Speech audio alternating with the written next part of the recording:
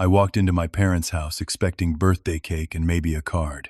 Instead, I found champagne glasses everywhere and a banner screaming, "Congratulations, Derek, Vice President." My older brother stood there grinning while Mom and Dad toasted his promotion.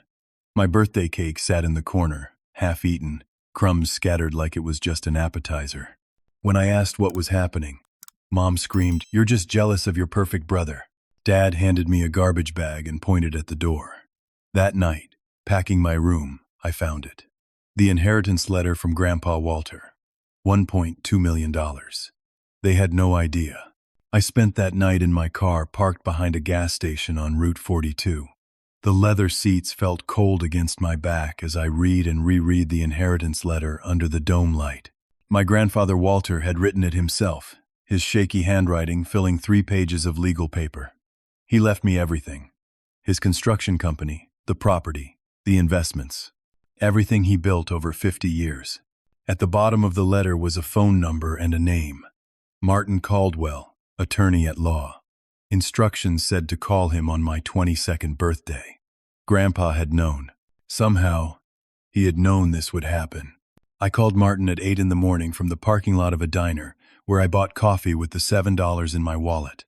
His secretary put me through immediately. "Bertram." Martin's voice was warm, familiar, even though we had never spoken. "Happy birthday.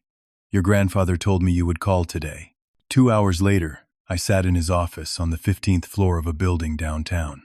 Martin was maybe 60 years old, with gray hair and kind eyes that reminded me of Grandpa. He spread documents across his mahogany desk. "Your grandfather was very specific," Martin explained.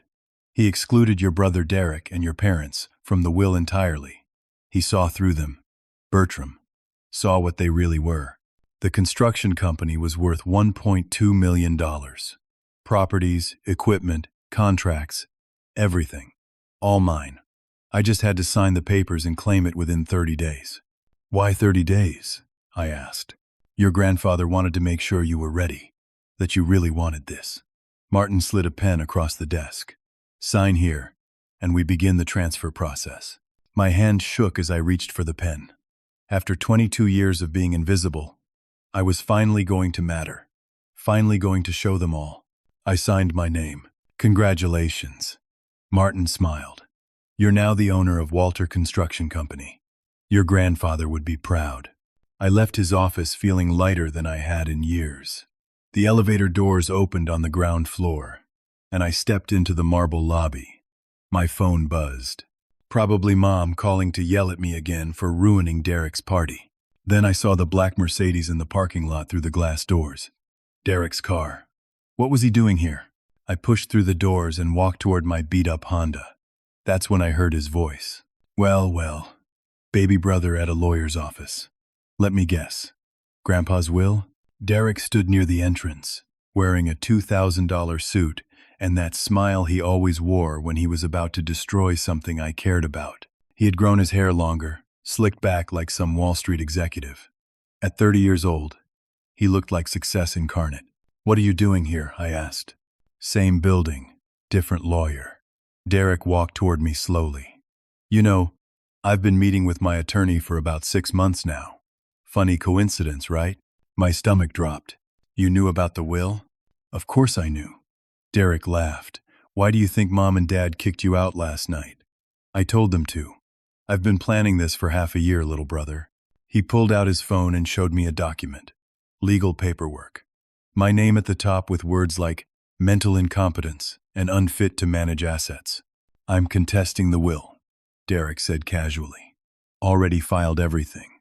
I have Mom and Dad ready to testify that you're unstable, jobless, and completely irresponsible. My lawyer costs $500 an hour, and he's very good at what he does. You can't do this." "I already did." Derek put his phone away. "That money built our family's empire. It belongs to someone who can actually use it. Someone successful. That's me, Bertram.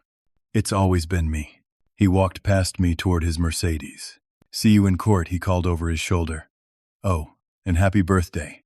I stood there in the parking lot as his car drove away, my inheritance papers suddenly feeling like they weighed nothing at all. I met with Martin again that afternoon. His office felt smaller now, less victorious.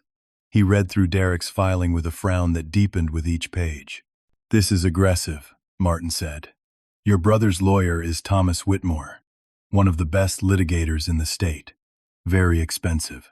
Can we fight it?" "Of course. But we need to prove you're competent to manage the inheritance. Do you have employment records, bank statements, character references?" I spent the next week gathering everything. My job at the warehouse paid $12 an hour, which suddenly seemed pathetic when typed on official documents. My bank account had $843. My references were 3 friends from high school and my former supervisor at the grocery store, where I worked during college. Derek's filing made me sound like a disaster. Unemployed, which was not true but twisted to seem true. Living with parents at 22, which was normal but presented as failure. No career prospects, no ambition, no direction. Then things got worse. My boss at the warehouse called me into his office on Thursday morning. Carl was a good guy, had always been fair with me, but he looked uncomfortable as I sat down. "Bertram, I got a call yesterday. Someone claiming to be concerned about you." "Who?" "Said he was your brother. Said you might be using drugs at work." Carl held up his hands. "Now, I don't believe that for a second. But corporate wants me to do a random test. Policy." Derek had called my employer. Planted doubt. The drug test would come back clean, but the damage was done. Carl would always wonder. Corporate would have it on file that there was a concern. "I'll take the test," I said quietly. That same day, my girlfriend Sarah sent me a text. We had been together for 2 years. She was the one person I thought I could count on. The text said, "We need to break up. Don't contact me again." No explanation. No call. Just those 9 words. I drove to her apartment. She would not answer the door. Her roommate finally came out and handed me a box with my stuff in it. "Sarah said to tell you she's sorry, but it's over." "Why? What happened?" The roommate looked uncomfortable. "She said you were emotionally abusive, that she couldn't do it anymore." "That's not true. That's insane. Look, I don't know what's going on with you two, but she seemed really upset. Just leave her alone, okay?" I found out 3 days later from a mutual friend. Derek had paid Sarah $5,000 to break up with me and say I was abusive. She needed money for her student loans. $5,000 was more than she could refuse. My other friends stopped returning my calls. I did not understand why until I ran into Jake at the grocery store. Jake and I had been friends since 10th grade. "Man, why are you spreading rumors about me?" Jake asked, his voice angry. "What are you talking about?" "Derek called me last week. Said you've been telling people I cheated on my girlfriend, that I stole from my job. Why would you say that stuff?" "I never said any of that. Derek is lying." "Right." Jake shook his head. "You know what? Just stay away from me." Derek had systematically destroyed my reputation, called my friends with lies, paid off my girlfriend, poisoned my workplace, all in preparation for court. The first hearing arrived on a Tuesday morning. The courtroom was smaller than I expected, wood paneling and fluorescent lights that hummed too loud.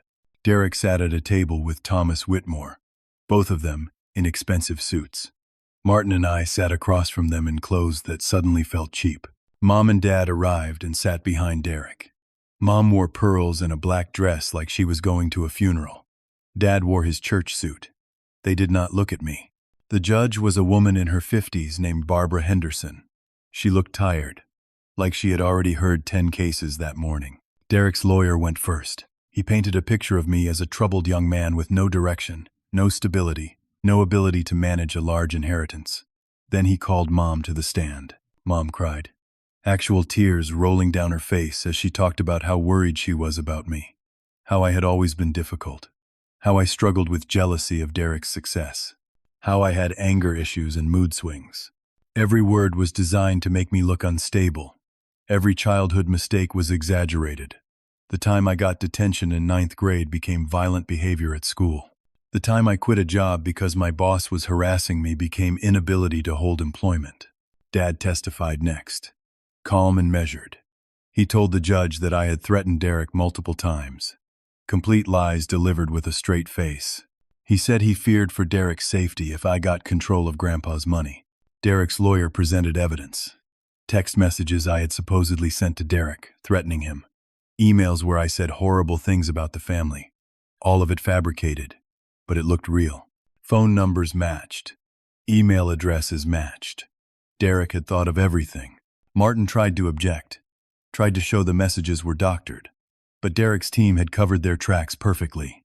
Judge Henderson reviewed everything with a neutral expression that gave away nothing. "This is concerning," she finally said. "Mr. Bertram, I'm ordering a psychiatric evaluation. 60 days. During that time, the inheritance will remain frozen. Your brother Derek will have temporary control of Walter Construction Company to preserve assets." "Your Honor," Martin stood, "my client is perfectly mentally sound. This evaluation is unnecessary. Nevertheless, it's ordered."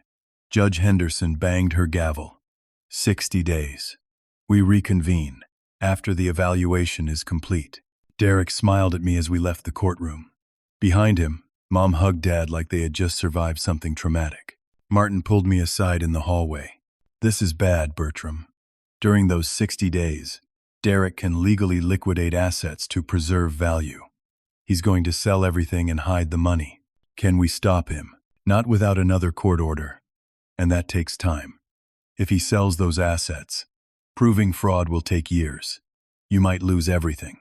I sat in my car in the courthouse parking lot for an hour after everyone left. Through the windshield, I watched people walk by. Normal people with normal problems. People who did not have brothers trying to destroy them. My phone buzzed. A text from Derek. "Told you. That money is mine. Give up now, and I'll make this easier on you." I deleted the message and started my car. I had 60 days to prove I was sane while Derek dismantled everything Grandpa had built. The psychiatric evaluation facility was a beige building on the east side of town that tried too hard to look welcoming. Bright paintings on the walls, comfortable furniture in the waiting room, magazines that nobody read. I checked in 3 times a week for appointments with Dr. Ellen Morrison. Dr. Morrison was younger than I expected.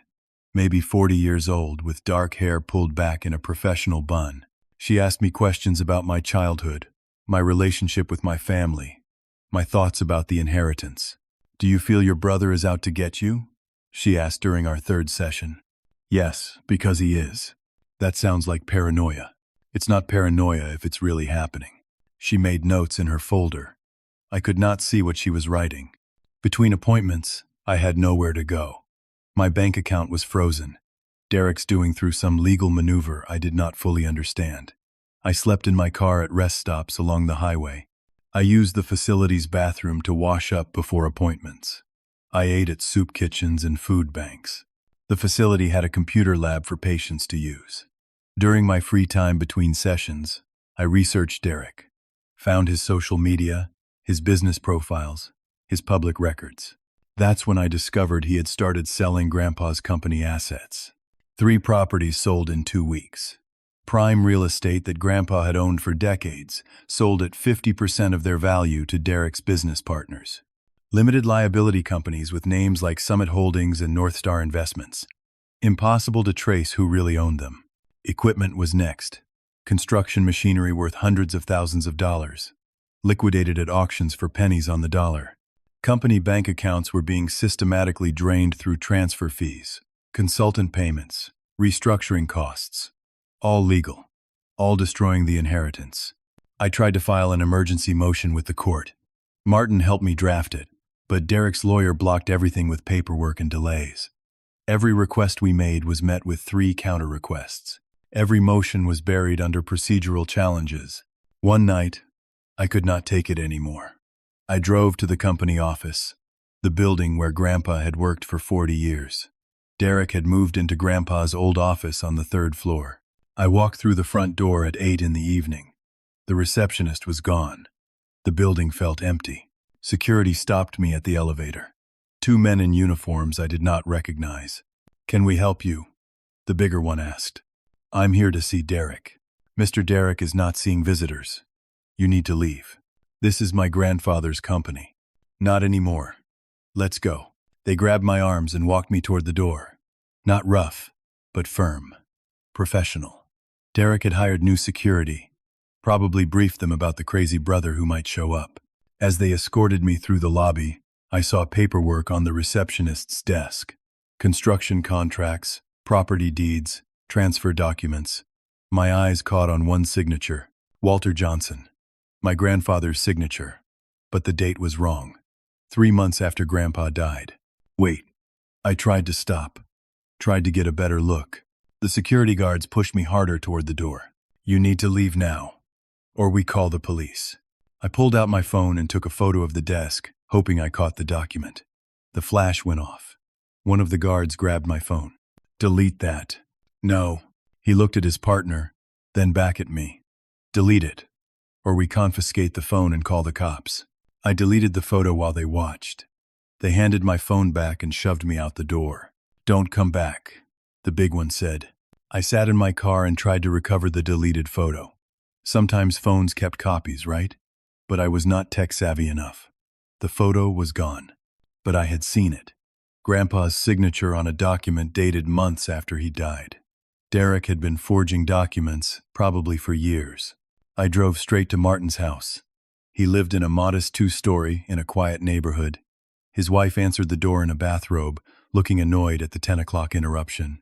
Bertram, what's wrong? I need to see Martin. It's urgent.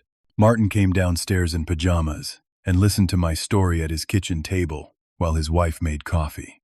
When I finished, he rubbed his face with both hands. This is fraud, Martin said. Document forgery. But the evidence is gone.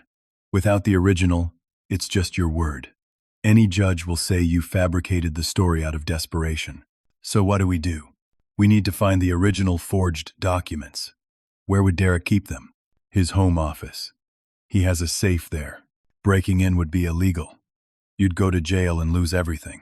We sat in silence, drinking coffee, both knowing what I was thinking, both knowing what I had to do. I didn't hear that, Martin finally said. Officially, as your lawyer, I advise you to pursue this through legal channels only. And unofficially, he looked at his coffee cup. Unofficially, you have about 40 days before Derek sells everything and disappears. Dr. Morrison completed my psychiatric evaluation on day 53. She called me into her office and closed the door behind us. Bertram, I'm recommending to the court that you're perfectly capable of managing your inheritance. You're intelligent, rational, and mentally sound. The family dynamics are complicated, but that doesn't make you incompetent. For the first time in 2 months, I felt hope. Thank you. The report goes to Judge Henderson tomorrow. This should resolve everything. It did not resolve anything. Derek appealed the evaluation within hours. His lawyer claimed Dr. Morrison was biased, that 60 days was not enough time for proper assessment, that they needed a second opinion from their own psychiatrist. More delays, more legal maneuvering. Meanwhile, Derek announced on social media that he was taking Mom and Dad on a 10-day vacation to Hawaii. A celebration of family, he wrote. Posted pictures of plane tickets and resort reservations. The house would be empty. I spent 3 days watching Derek's house from down the street. A nice colonial in a gated community with a 2-car garage and landscaped yard. The kind of house I would never be able to afford working at the warehouse. On the 4th day, I watched Derek, Mom, and Dad load suitcases into his Mercedes and drive away. I waited 6 hours to be sure they were really gone. At midnight, I parked 2 blocks away and walked to Derek's house through backyards. I wore dark clothes and gloves like some kind of criminal, because that's what I was becoming. The basement window was old, the lock rusted. I pried it open with a screwdriver and squeezed through. Landed on concrete floor in total darkness. Used my phone flashlight to navigate past storage boxes and an old water heater. The stairs led up to the main floor. Derek's house was exactly what I expected. Expensive furniture, modern art on the walls, everything perfect and sterile. No family photos, no personal touches, just status symbols. His office was on the 2nd floor. Dark wood desk, leather chair, computer with 3 monitors. The safe was built into the wall behind a painting of some abstract design that probably cost thousands. I moved the painting aside. The safe was a SentrySafe digital model. I tried Derek's birthday. No. His anniversary. No. His promotion date. No. Then I remembered something. Derek's first car was a Mustang he bought himself in high school. License plate was DRKHRS1. Derek Harris 1. He loved that car more than anything. I typed in the numbers from the license plate. The safe clicked open. Inside were folders. Dozens of them. I pulled them out and spread them across Derek's desk. Every folder contained forged documents. Grandpa's signature on contracts from after he died. Amendments to the will. Property transfers. Business agreements. Derek had been stealing from the inheritance for over a year. Before Grandpa even died, he had been preparing. Forging signatures. Creating paper trails. Setting up shell companies. But there was more. Documents from Derek's company, the place where he was vice president. Financial records showing systematic embezzlement. Derek had been stealing from his employer for 3 years. Creating fake vendors. Approving payments to himself. Laundering money through consulting fees. The vice president promotion was not an achievement. It was Derek positioning himself to cover up the embezzlement by accessing higher-level accounts. He was running a Ponzi scheme using company funds. I found bank statements. Mom and Dad's retirement account, their life savings, invested in Derek's fraud. They had no idea. When this collapsed, they would lose everything. I took photos of every document with my phone. Hundreds of photos. Evidence of fraud, embezzlement, forgery. Everything I needed to destroy Derek. I was putting the folders back when the lights turned on. Derek stood in the doorway wearing jeans and a t-shirt, holding his phone. "Hi, little brother." My heart stopped. "You never went to Hawaii." "Of course not. That was bait. I knew you'd break in eventually." "You're so predictable, Bertram." Derek smiled. "I came home 3 hours ago. Been watching you on the security cameras the whole time. Very thorough work, by the way. You set me up. I set a trap. You walked into it." He held up his phone. "Police are on their way. I called them 5 minutes ago. They'll find you here, caught in the act, with stolen documents. These documents prove you're a criminal. These documents," Derek gestured at the folders, "will be dismissed as forgeries once you're arrested. Who's going to believe a convicted burglar? You'll claim they're real, and my lawyer will say you fabricated them to justify your crime. It's beautiful, really." I heard sirens in the distance, getting closer. "Why?" I asked. "Why do all this?" "Because I deserve it. I've worked hard my entire life. Made myself successful. That money is mine by right. Grandpa was a fool for leaving it to you." Derek checked his phone. "Police are 2 minutes away. You should probably start thinking about your defense. I have photos of everything, and your phone will be confiscated as evidence. I'll get copies of everything on it through discovery. Anything you found, I'll know about, and I'll explain it away." Derek laughed. "You've lost, Bertram. Finally, completely lost." The sirens pulled up outside. Red and blue lights flashed through the windows. Derek went downstairs to let them in.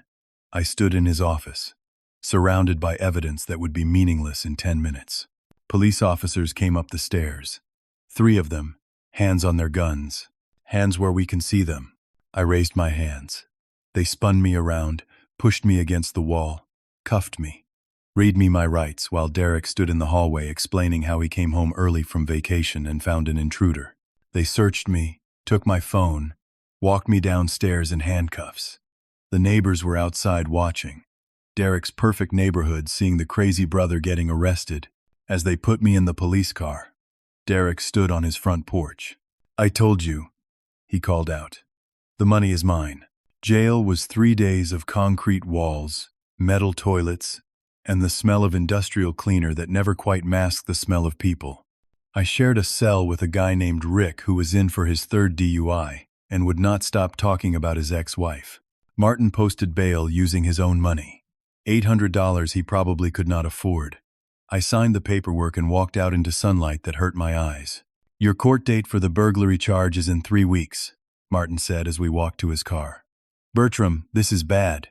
If you're convicted, you'll have a criminal record. The judge will automatically rule against you on the inheritance. Derek has won. Not yet, but close." The local newspaper ran a story that evening. "Local man arrested for burglary. Brother of rising business star." The article made Derek sound like a victim, made me sound like a desperate criminal. It mentioned the inheritance dispute, my psychiatric evaluation, the family drama. My name was destroyed. Publicly. Completely destroyed. Derek was promoted again 2 days later. Senior Vice President, the newspaper announced. The same newspaper that had just run my mugshot.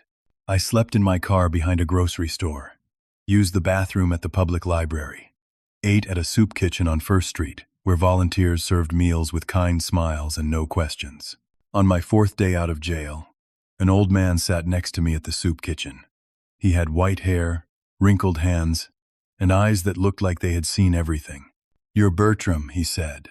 Not a question. "Do I know you?" "No. But I know you. Saw your picture in the paper." He offered his hand. "Name's Frank. I worked for your grandfather for 30 years. We talked over watery soup and stale bread. Frank told stories about Grandpa, how he treated his workers with respect, how he paid fair wages, how he built the company on honesty and hard work. Derek is nothing like him," Frank said. "Your grandfather knew that. Told me before he died. Said Derek was poison. That's why he left everything to you. Lot of good it did." Frank was quiet for a minute, stirring his soup. Walter knew Derek might try something. That's why he prepared. "What do you mean?" "Your grandfather kept backup records of everything. Knew Derek might forge documents, might try to steal. So he left a second set of files with his oldest friend." "Who?" "Judge Raymond Turner. Retired now. Lives over on Oak Street." Frank pulled a napkin from the dispenser and wrote an address. Walter gave him a sealed box. Said to open it if Derek ever contested the will. I drove to Oak Street that afternoon. Judge Turner's house was a brick 2-story with a garden in front. He answered the door himself. A tall man in his 80s with white hair and sharp eyes. "Can I help you?" "My name is Bertram Johnson. My grandfather was Walter Johnson." Judge Turner's expression changed. "Come in." His living room was full of books and old furniture. He sat me down and disappeared into another room. Came back carrying a sealed box about the size of a shoebox. "Walter left this with me 8 years ago," Judge Turner said. "Made me promise something. If Derek ever contested the will, I was supposed to give you everything inside." He broke the seal and opened the box. Inside were folders, a leather journal, and a stack of photographs. The journal was Grandpa's diary. Handwritten entries dating back 6 years. I flipped through pages, reading his thoughts about the family, about Derek, about me. One entry made me stop breathing. Derek convinced Patricia and Harold to end my treatment early. Heard them talking in the hallway. Derek said I had suffered enough, that I should be allowed to go peacefully. But I know what he really meant.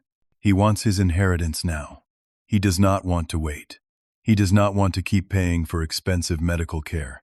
My own grandson wants me dead. I read the date.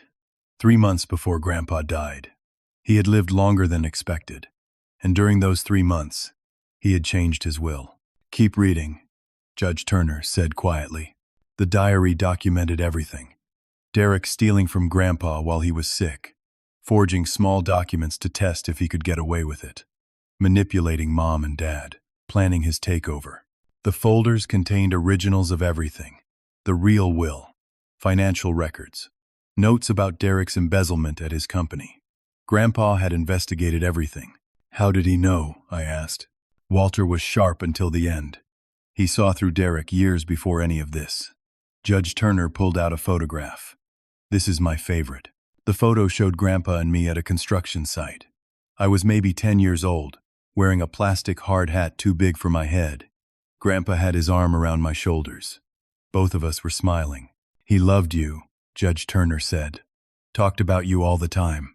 Said you had his heart." I felt tears coming and forced them back. "This evidence," I said. "Will it hold up in court?" "Absolutely. These are originals. Notarized, dated, properly sealed." Judge Turner paused. "But there's a problem." "What?" "Your criminal trial starts in 2 weeks. If you're convicted of burglary before we can present this evidence, you'll lose credibility as a witness. Derek's lawyers will argue that a convicted felon forged these documents out of desperation. So we need to clear my name first, and fast. Because from what I'm seeing in these records, Derek's embezzlement is much bigger than anyone knows. He's going to prison, but only if we can prove it before he destroys more evidence. I left Judge Turner's house with the box under my arm. For the first time in months, I had real hope, real evidence, a real chance to win. But the clock was ticking. Martin filed an emergency motion the next morning. Attached copies of everything from Grandpa's box. The original will, the diary, the financial records. Proof of Derek's forgery and embezzlement. Judge Henderson scheduled a hearing for 5 days later. Derek's lawyers immediately went on the offensive. Filed motions calling the evidence suspiciously convenient. Demanded forensic analysis. Claimed the documents were sophisticated forgeries created by Judge Turner and me. The media picked up the story. Local news interviewed Derek outside his office. He stood there in his expensive suit, hair perfect, looking like the victim.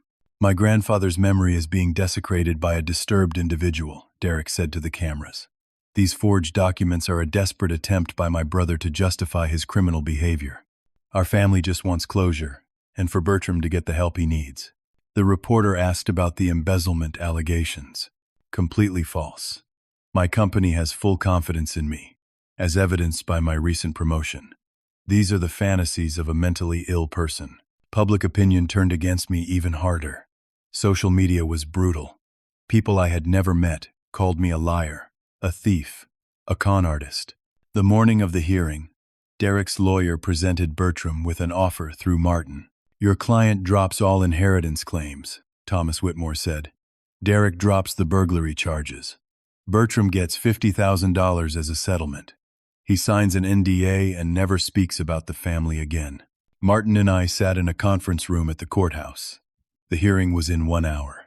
"What do you think?" I asked. "I think we can win this. The evidence is strong. But I'll be honest, Bertram. The odds are not great.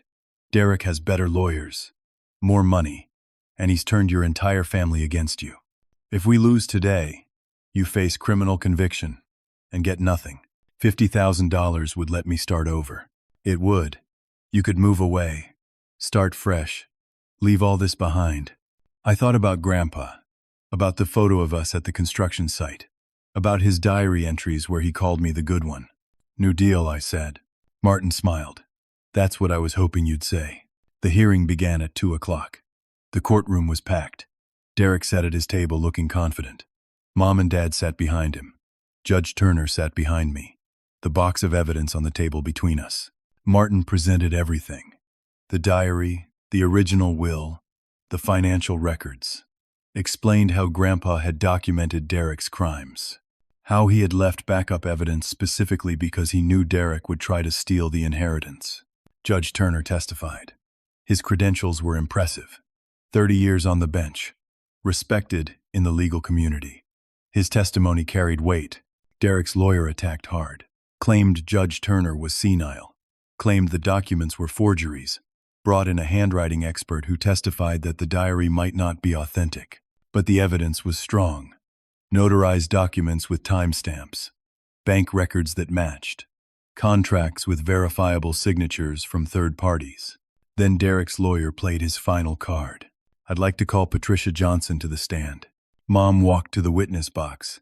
She wore a conservative dress and her church shoes. Her hands shook as she placed them on the Bible and swore to tell the truth.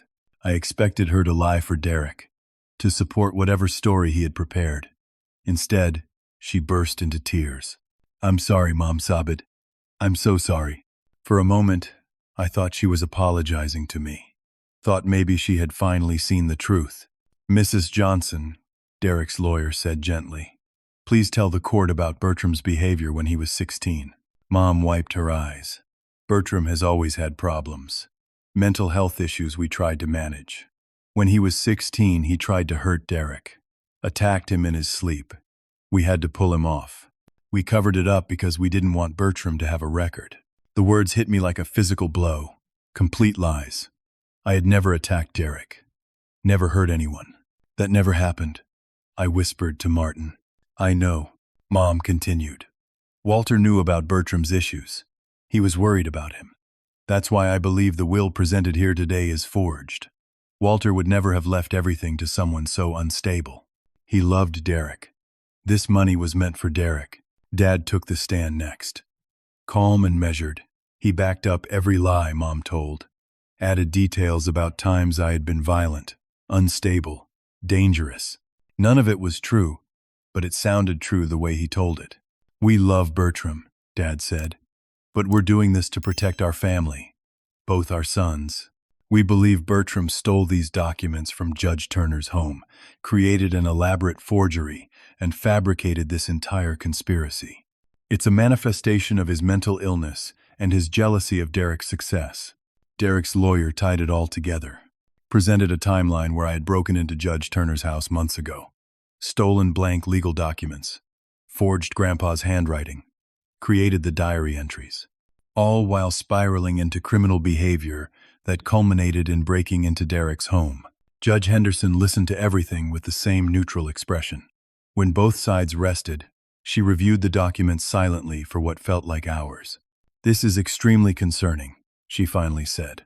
"I have two completely contradictory sets of evidence, forged documents on one side, or an elaborate conspiracy on the other. I cannot make a determination today." My heart sank. "I'm ordering a full forensic investigation of all documents presented. Professional handwriting analysis, paper dating, ink analysis. This will take approximately 6 months. Until then, the inheritance remains frozen." "Your Honor," Martin stood. "6 months allows Derek to continue liquidating assets. Derek Johnson will retain temporary control, but I'm issuing an injunction against any further sales without court approval." She banged her gavel. "We reconvene when the forensic investigation is complete." "Your Honor," Derek's lawyer stood. "What about the criminal charges against Bertram Johnson? The burglary trial is scheduled to begin tomorrow." Judge Henderson looked at me. "The criminal trial will proceed as scheduled. If Mr. Bertram is convicted before the forensic investigation completes, that conviction will be taken into consideration during the final inheritance hearing." She banged the gavel again. Court adjourned. I sat there as the courtroom emptied. If I was convicted tomorrow, I would lose the inheritance automatically. Derek would get everything. Outside the courthouse, Derek gave a statement to the press.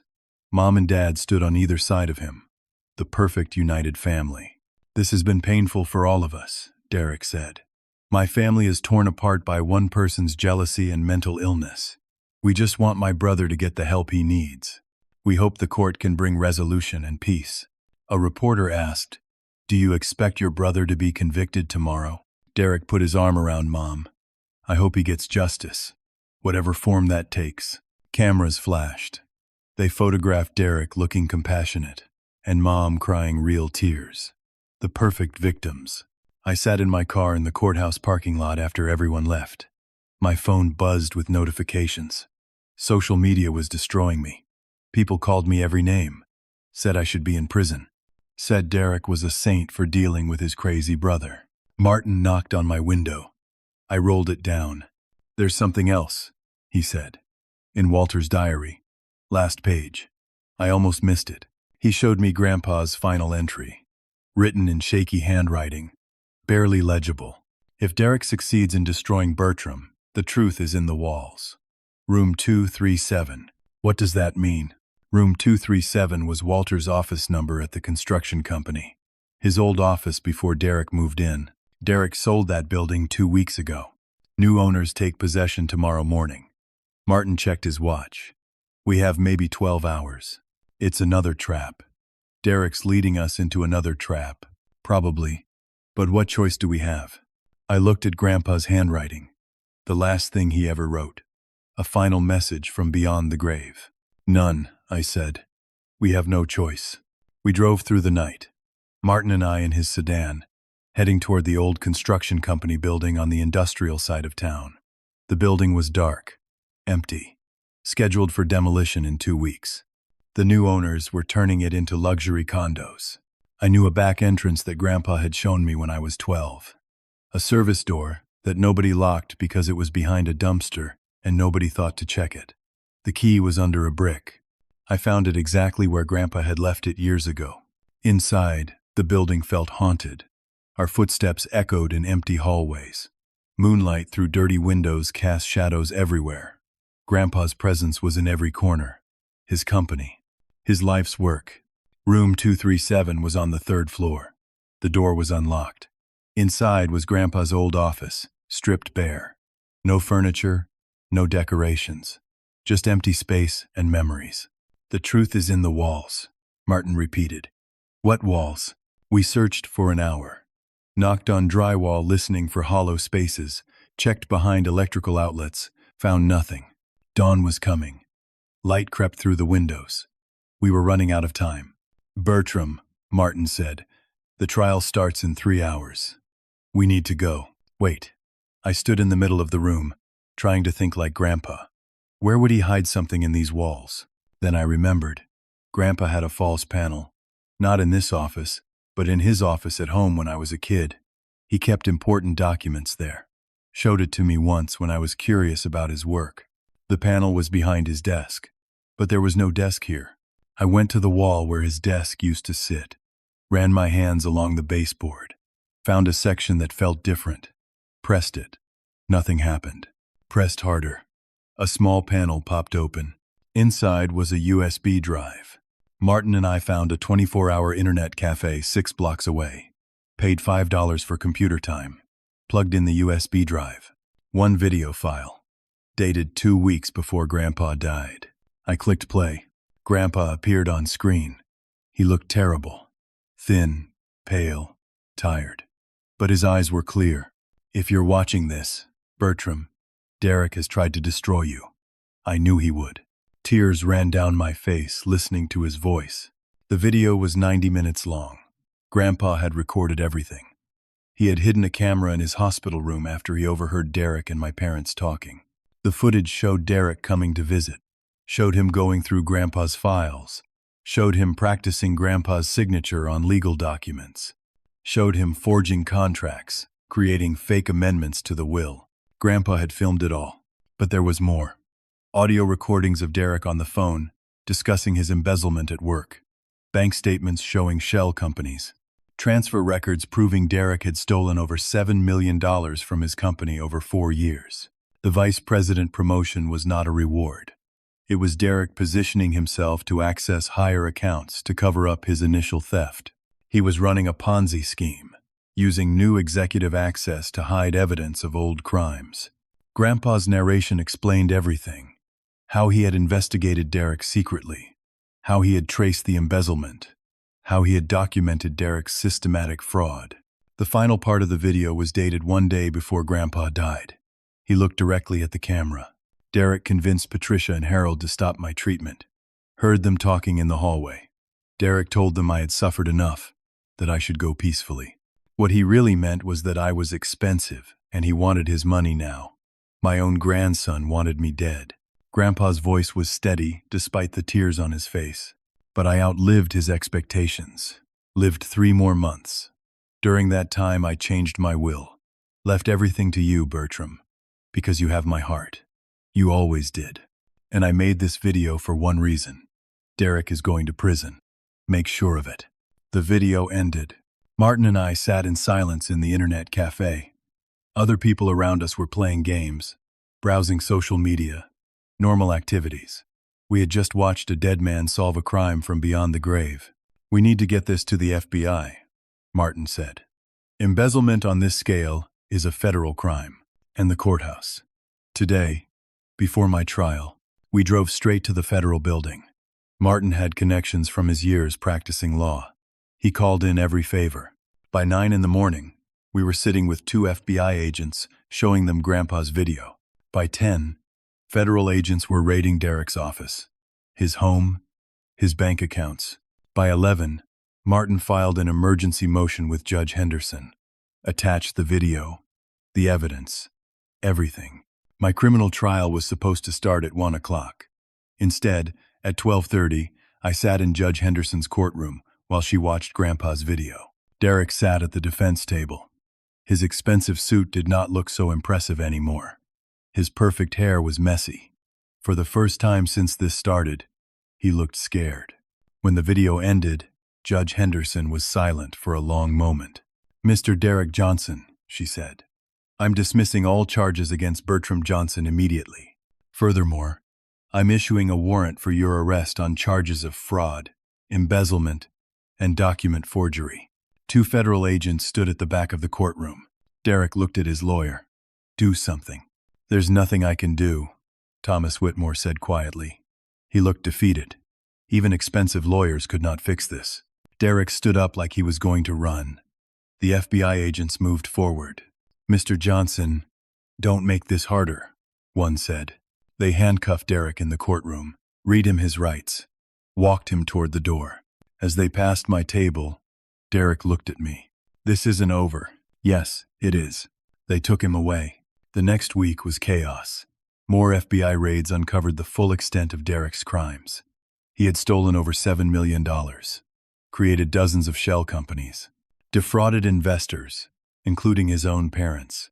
Mom and Dad lost their retirement savings. $260,000 gone. Their house was mortgaged to cover Derek's legal fees before they realized how bad it was. They were going to lose everything. Derek's wife, Jennifer, filed for divorce immediately, took their kids and moved back to her parents' house in Ohio. The company Derek worked for filed additional charges. So did the investors he had defrauded. The count grew to 43 separate charges. His trial was set for 6 months away, but his lawyer negotiated a plea deal. Derek pleaded guilty to 38 counts of fraud, embezzlement, and forgery. The sentencing hearing was on a Thursday morning. I attended, sat in the back of the courtroom. Derek wore an orange jumpsuit instead of an expensive suit. His hair needed cutting. He looked small. The judge sentenced him to 18 years in federal prison. Derek showed no emotion, just stared straight ahead as they took him away. Mom and Dad tried to talk to me outside the courthouse. They looked old suddenly, worn down, broken. Bertram, Mom said. We didn't know. Derek told us you were sick. We believed him. You chose to believe him. You always chose to believe him. We made a mistake, Dad said. A terrible mistake. Please, you have to forgive us. We're your parents. You're not my parents. Parents show up. Parents choose their child over comfort. You threw me away because it was easier. We have nothing left, Mom said. We're going to lose our house. Our savings are gone. We need help. You had a son who would have helped you, but you threw him away for the shinier one. I walked to my car. They called after me. I did not look back. 6 months passed. The forensic investigation of Grandpa's will concluded. Confirmed every document was authentic. Judge Henderson awarded me the full inheritance, $1.2 million. I rebuilt the company, renamed it Walters Legacy Construction, hired back the workers Derek had fired, started taking contracts again, built it the way Grandpa would have wanted. The business thrived. Turns out honesty and fair dealing actually work. We grew by 20% in the first year. I bought a small house near the company. Nothing fancy, but it was mine. Paid in cash. No mortgage. No debt. Mom and Dad lost their house. Moved into a small apartment across town. They tried calling me every few weeks. Left voicemails asking for help, for money, for forgiveness. I never responded. After 6 months, the calls stopped. 1 year to the day after Derek was sentenced, I stood in front of 20 new employees at orientation. Young people starting their careers in construction. I told them about Grandpa, about his values, about what this company stood for. My grandfather taught me something important, I said. Loyalty and character matter more than talent and charm. Some people can talk a good game, but at the end of the day, it's what you do that matters. How you treat people when nobody's watching. Whether you choose the right thing over the easy thing. The employees listened. Some took notes. You can't force people to see your worth, I continued. But you can make sure the people who doubt you never get another chance. My grandfather saw something in me that my own parents missed. He believed in me when nobody else did. That belief saved my life. I want to build a company where people feel that same kind of loyalty, where hard work gets recognized, where honesty matters more than politics. After the orientation, I drove home. My phone rang. Unknown number. I almost didn't answer. Hello? Bertram. It's Dad.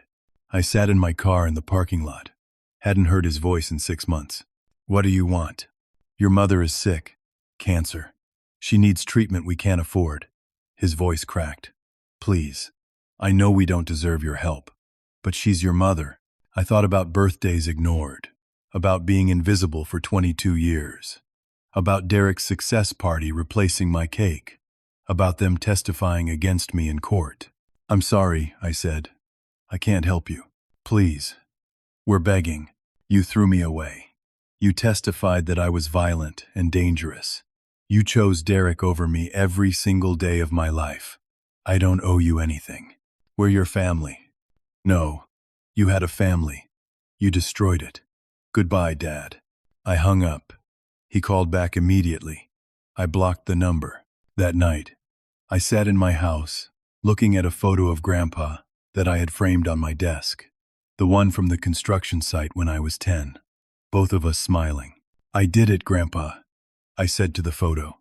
I won. My phone buzzed. A text from Martin. Derek's parole hearing is in 15 years. Just for your information. 15 years. Derek would be 45 years old when he got out. I would be 37. The company would be even bigger by then. I would have built something real. I texted back. Thanks for everything. You earned it, kid. I put my phone down and opened my laptop. Orders to review for tomorrow. Contracts to sign. Payroll to process. Real work for a real company.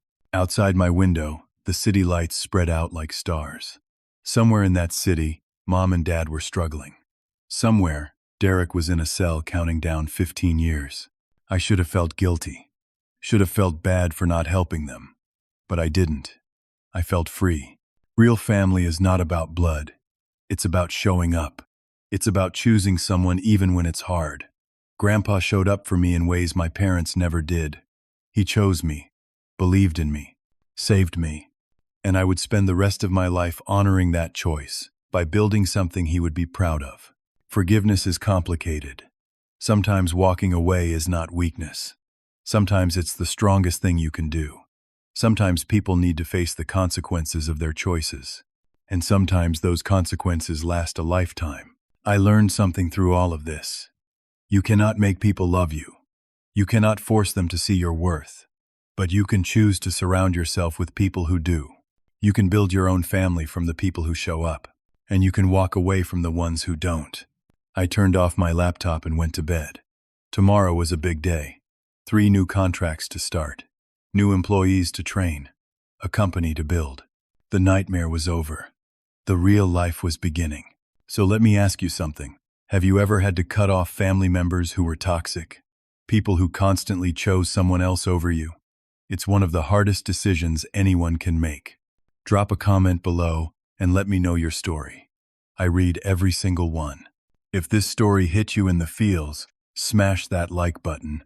It helps more people find these stories. And if you want more real-life drama, betrayal, and ultimate justice, hit that subscribe button and ring the bell so you never miss an upload. Share this with someone who needs to hear it. Someone who's struggling with family drama. Someone who needs to know it's okay to walk away from people who hurt you. Thanks for listening to my story. I know it was long, but I needed to tell it all. Sometimes, the truth takes time. Remember, you deserve people who choose you. Don't settle for less. Take care of yourselves. I'll see you in the next one.